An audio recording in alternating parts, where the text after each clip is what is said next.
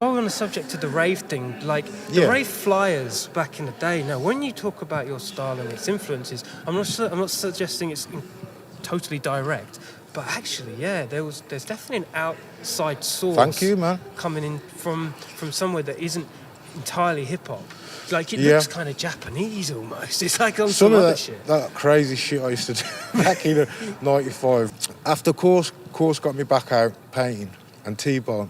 Yeah. My paintings then was like really influenced by rave culture, so I was doing some crazy shit about that time. Yeah. Some real crazy stuff. The colourways as well, the colours you were using, just the choices of, I get you. Yeah, the big pieces, man. Yeah. And sometimes I'll be painting for 8 hours. Sometimes I'll be taking 2 days to do a piece. Yeah. I mean, people say to me, "Zook, man, why don't you drop some of that stuff again?" I can't be asked to do that. Time, mate. I will do though. I will go back if God blesses us. I'll go back and revisit some of them styles. Yeah, definitely, for real. Them were great days, man. When I first hooked up with Corsair and T-Bone and Creme, early FKS days, and I can't praise FKS highly enough, man, because they just held me in the crew with open arms. And every single one of them was a style master. They must have been losing their shit that you were in, and back on it. Yeah, back on the grind. Yeah, for real, man. They must have felt like, we're on top of the world. I felt old. I was only 21. Having a midlife crisis started. Get them midlife crises in early. That's what I'm saying. Get them in early. That's true. That's true. Then the rest of your life you're all right. That was true. I tell you what, let's move a little bit here. Of course, my man. I just want to make sure, because we ain't losing this to the ghetto rig. Hold tight. No, but so them times, the early '90s, was back-racking. Really? Yeah, back in it. Back in it. Well, I was totally back immersed in it, mate. Really? I don't want to name drop too much, but we can pick them up later. Yes, definitely, my man.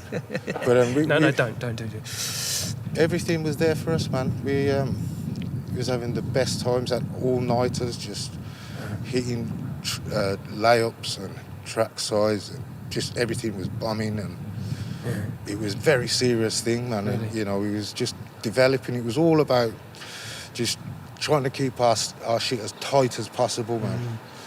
Moving forward as a unit. And to this day, we still do. Yeah. I mean, we don't see each other as much and as often as we would like to. Yeah. But whenever we do, and we do a piece, bad. Murder. Yeah, it's serious. It's good. Yeah. Do you ever see, because Causa, he's, as an example, he's super fierce and active on it. Yeah. Do you ever get those, because obviously, life happens, shit happens. And yes.